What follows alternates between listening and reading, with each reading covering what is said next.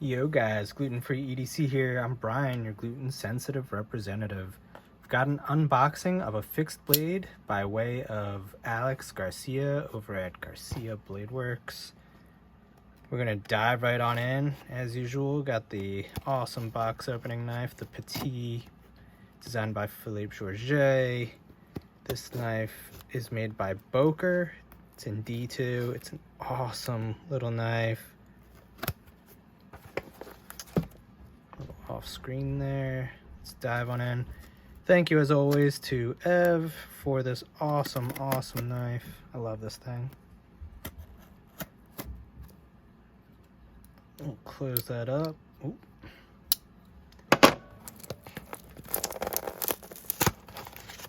There we go.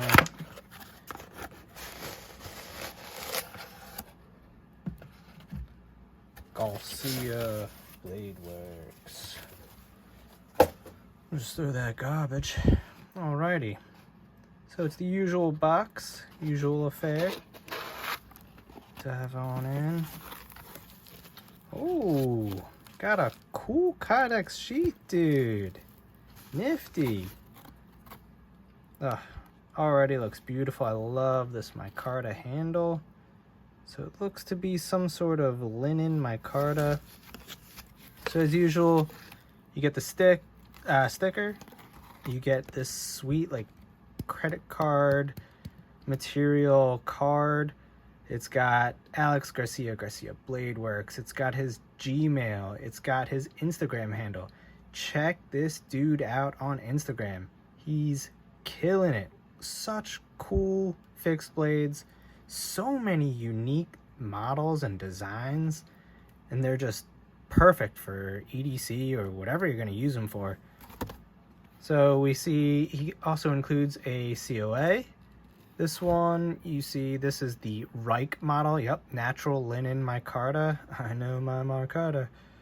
You got a 3.125 inch blade, 6.75 inches overall length, Magna Cut. Whoo! Magna Cut. And titanium, I don't know if that says, like, I guess hardware, I'd assume it says. We'll dive into it. September 2023. Cool. It's my daughter's birth month. It's coming up. So, really nifty. So, in the past, usually has done this type of Kidex for me. It's like a coyote, tan, brown, standard Kidex. Love it. He does a really good job with the Kidex, actually. This time, he made me a cool one out of like this carbon fiber kind of pattern. That is nifty looking. I'm digging that. It's just cool. It's like shiny and glossy, not really too slippery. He always puts the thumb ramp in there, which makes it super easy. Great retention. Oh yeah, snaps in and out. But let's get to the main point of the show. First, I'm gonna get a tissue. Had to find where those were. Wipe some of the oil. He always puts some oil on there to help protect it. Magna Cut, baby. You don't need much protection with this awesome steel, right? So I wonder, did his COA happen to mention... No, he didn't mention the hardness that he did the Magna Cut at, but I'll ask again and I'll try and include that in the comments or description down below. But okay, so a few things to note. Right off the bat, looks like it's a hollow grind, and oh yeah, it's definitely a hollow grind, steep hollow. So you can see, not the thinnest blade stock. This is gonna be a user and abuser, guys. Man, oh man, this is a tough use kind of knife. And then on top of that, you have this awesome swedge right here. And then, oh man, I hope this is coming through. Really cool. All of this, like, I'm not sure how you would refer to that. It's like a dimpling, much like, what do they call that when it's on the scales? I'm at a loss for words what that is usually referred to as, but it's really cool. It's fully textured. You can feel it. It's kind of like not quite rough, but like a soft sandpaper, if that makes sense. Really cool. Got his logo as usual on both sides. Awesome. So this handle in particular looks super ergonomic. I love the milled line out here, so you get to kind of like dive in past the patina. You see that as well around the edges.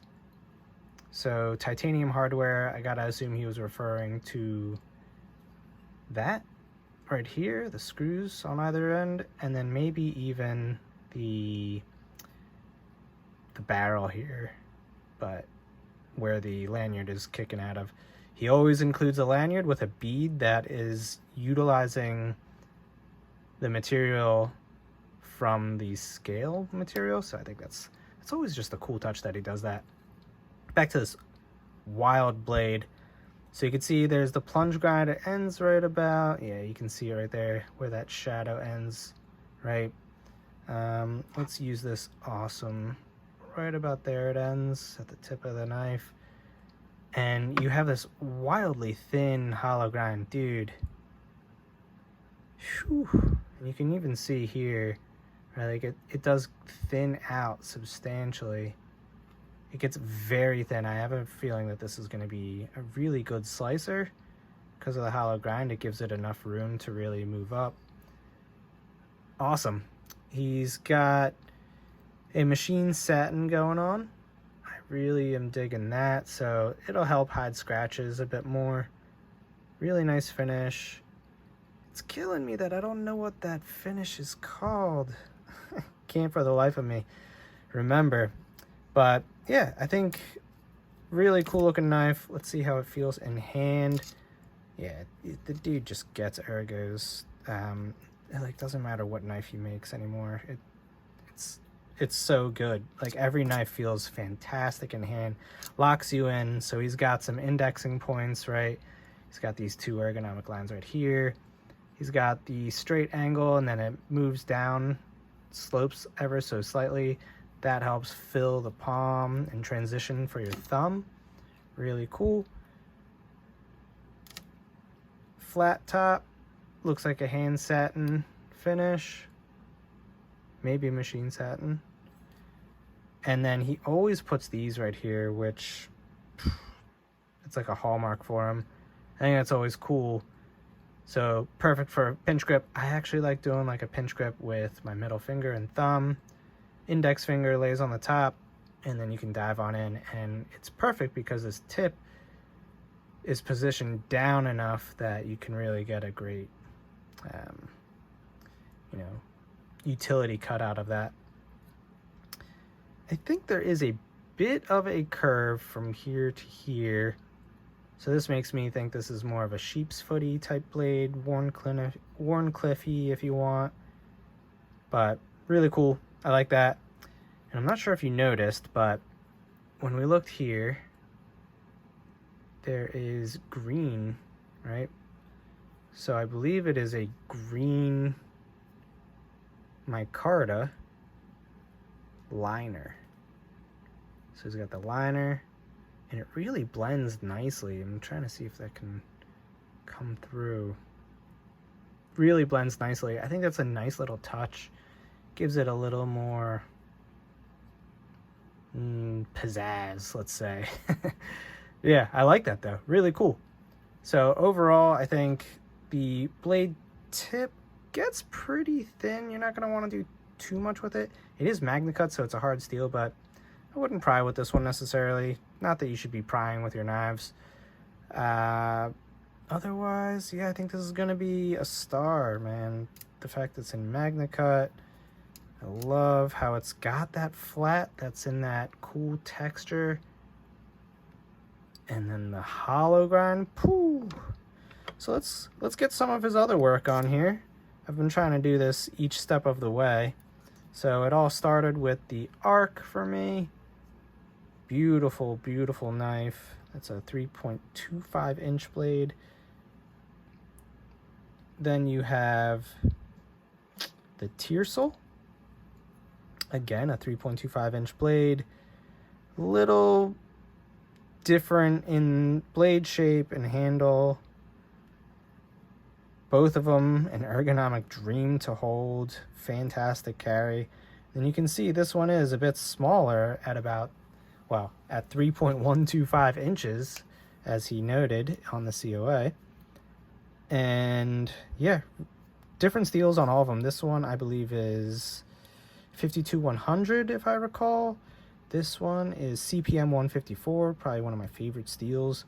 And this one now in Magna Cut. My goodness. So he knows how to use them all. I've used this one here and there. This one I've used kind of on everything from packages, cardboard. I've cleaned it up and used it ever so slightly with food. I eat a lot of onions, so I've used it on that. This one, we'll see. I know I'm gonna have an apple today with some peanut butter, so I'll give it a shot on that and I'll get back to you guys. Let's do some quick size comparisons. I'm gonna switch it up, which side these are on now. So we have the Quiet Carry Waypoint, a 3.25 inch blade. It's one that I think a lot of people are familiar with. That's just a user and abuser for me. I love that knife. And then I've got this cool knife, an Adzen. Really, really cool. This is by Recon 1. I believe OEM'd by Rike. Really sweet knife. Expect a video coming up on this one, guys. This is by way of B. Brent over at Backpack B. My man, thank you for lending this to the channel. Through Ev, actually. Really cool knife. But I'll have a whole video up on that. I believe this is a 3.25 inch blade. But yeah, there's a quick size comparison, guys. And with that, I'm gonna call it. I hope you enjoyed the video, guys. I will catch you all later.